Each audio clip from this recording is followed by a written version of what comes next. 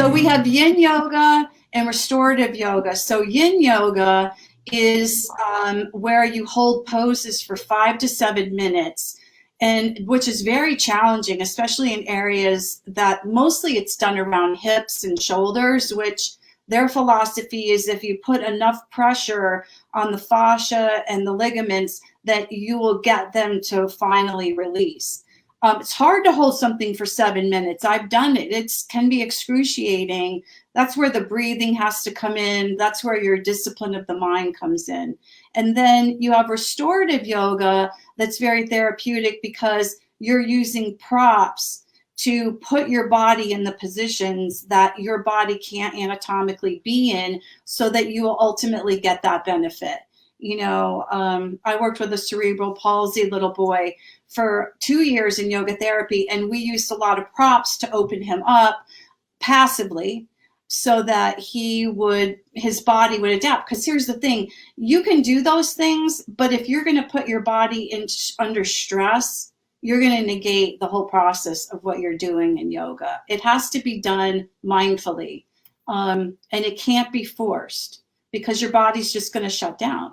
So with the chanting, we'll chant. So Ganesh, which I'm sure you know all about Ganesh, is to remove obstacles. Yes. So we always chant to Ganesh in the morning. We have an altar. We light our lamp. We live by the yamas and niyamas, Karun and I, in our life, which are the ethics of yoga. That's the whole.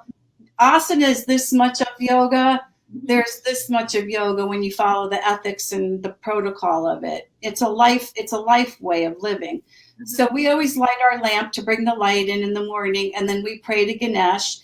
Om Gom Ganapataye Namaha. Om Gom Gurubhyo Namaha. Om Aim Klim Saraswatiye Namaha. So we do that in the morning. We do it every time we get in the car to clear our path, to keep us protected.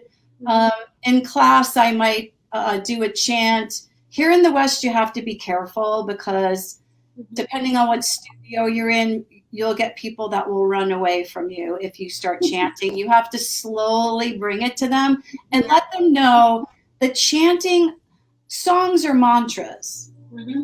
Chanting is just a repetition of a mantra. It's a repetition of a phrase. Yeah. We're all saying the same thing in all the yogic chants as we're all praying to God. Yeah. We're all praying to bring us to the light. We're all praying for health and well-being for the world. We're not doing any weird praying or to any strange God, you know, and that's the other thing. People think that yoga is Hinduism. It's not. Those are two separate things. It's not religious. And I think people really need to understand that. Hinduism is Hinduism, and yoga is yoga. And yoga is scientific in nature. It's a scientific practice to change the neuroplasticity of the brain and to change your wiring.